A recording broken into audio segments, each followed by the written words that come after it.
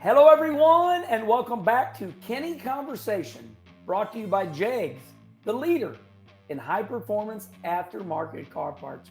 Remember to go to jegs.com for everything you need to fix your hot rods up. Well, the first one was so good that we got to do another conversation with my dear friend Greg Stumpff, the owner of Off Axis Paint. Greg, everybody was so intrigued with the 1 hour conversation that we had with you that they wanted to know the business of these in-car cameras. They see these helmets painted up. How much do the helmets cost? You win the Daytona 500. Then all of a sudden that sponsor wants more helmets painted. So I guess the best place to start is if I want a helmet, I get a hold of Off Axis Paint. How do I get a hold of you? And how do we start talking about pricing? How much do these helmets cost?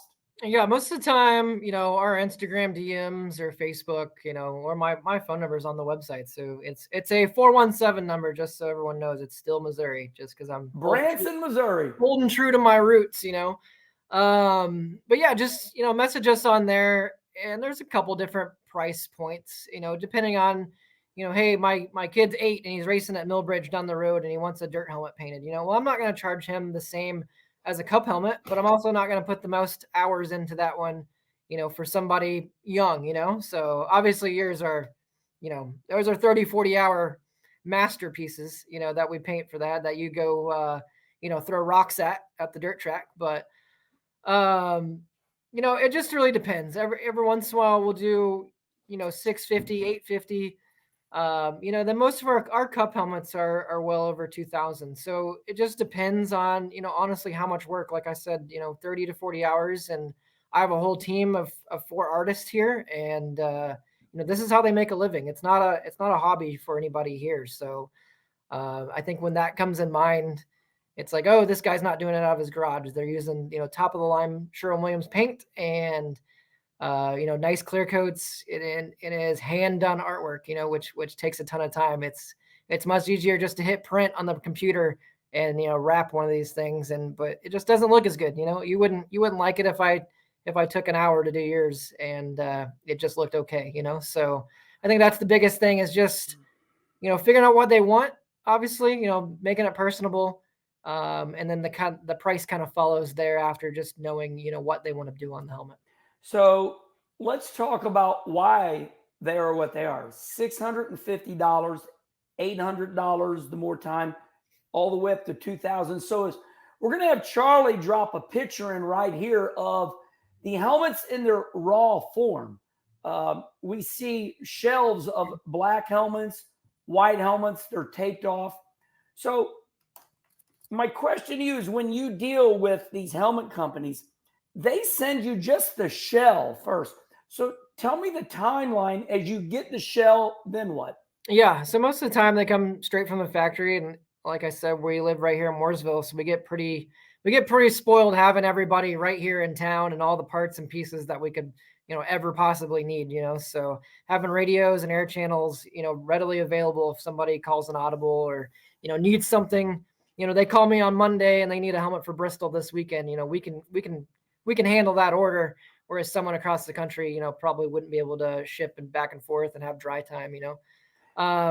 So that picture there, all those black ones are all carbon fiber up top, which is going to be more expensive than like your regular composite shell, which are, all those white ones there. So, there's a bunch of different types of carbon weave. There's different carbon that has to be refrigerated, the entire time when they're building the process. Oh, so we just don't throw some paint on it. There, yeah. So, I mean, it coming from the factory, every helmet that we paint, it's not a motorcycle helmet off your local dealership, off, the Rusty Wallace motorcycle shop down the street, So it's not a DOT helmet. It is a, SFI approved helmet, and it's all Snell rating and all that. So go ahead. Yeah. I can tell you got questions. Yeah, so I know because I've been in Off Axis Yep. Paint. I've been in your place.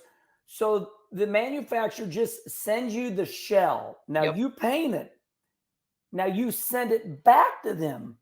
Yep. Tell me that process. Most of the time, that's how it works. So, and again, like there's like a Bell helmet comes in, right? Well, there's a different Bell helmet for IndyCar or open wheel cars than what NASCAR would run. So it's a lot of different moving parts, different things you got to pay attention to. Everyone runs, a different style air inlet. Like that one doesn't have an air channel on it, but your other ones do, right? You bring up a good point. You're dealing with the air inlet. You got lots of things up here. You got to take them off. And Hendrick makes their own air channel. Gibbs makes their own air channel. We make our own air channel. I mean, there's a million different things that go into this. And then, you got drink tubes to go around, figuring out where logos need to go because Martin Truex runs a different, drink tube than Justin Allgaier, so everyone just got a different system. Then we get them radioed up and everyone does, different, everyone does like the ear cups now, or they have the earbuds like what you have, there's a lot of different options that go into these things. And then on top of all that, the different types of carbon fiber, which I was telling you, all my Cup guys, they run the lightest of the lightest of the lightest because that engineer on that car wants nothing added. They weigh our helmets before we paint them and after we paint them. They do not. Just to know exactly how much weight I add to that helmet. And I haven't been cussed out, but, talking to him saying, hey, this is a little heavy on this helmet. I'm not going to tell you which team is, doing that. Or they're into it. But they are very, very keyed into it, and which makes my job a little hard because, hey, I want chrome and I want metal flake and all this stuff, and I want the coolest helmet ever. Well, all that adds weight to the shell, so I have to balance of, okay, cool looking helmet, but also keep the race team happy and under budget on their side. So I'm kind of the guy stuck in the middle trying to keep sponsor, driver, engineer, everybody happy. Yeah. Okay. Let's wrap it up like this. Okay. So I don't want anything on the helmet, but the sponsors who are spending $20 million, or at your local dirt track, somebody just gave you $5,000. Mike Harrison, his sponsor, Josh Carroll bought him a car for $30,000. How do you balance that? You're trying to make the engineers happy with the helmet light, but yet you got somebody over here giving you $5,000 for your dirt car this year. Yeah. And they want their name on your helmet. It's a hard balance. It's definitely an avenue, I didn't see myself having to deal with or so, and depending on who it is or what team, it can be a lot of emails going back and forth to people. So, and last but not least, the Daytona 500 winner this year, William Byron, he's going to have sponsors that want copies of the helmet. Tell me, what kind of helmets are these?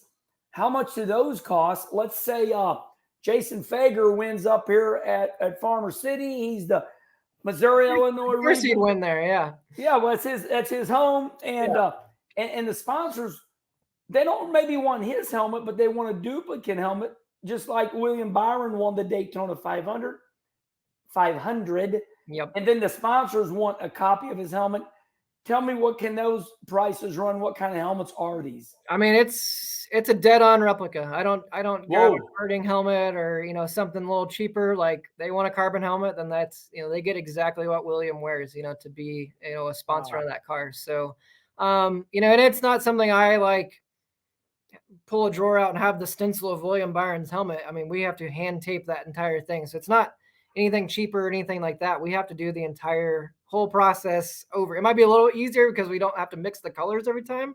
But, there's been a couple of sponsors who were like, hey, we want 30 of these same helmets. And that's, that's 30. That's weeks worth of work that you're doing the same color all day long. And you get sick of that same Pantone color, doing it over and over. So it just depends. Like I said, some of the lightweight carbon helmets now, they can run $5,500 before we even put artwork on them, so holy moly, there's no telling, once radios, paint, everything. I mean, some of these helmets could be close to $10,000.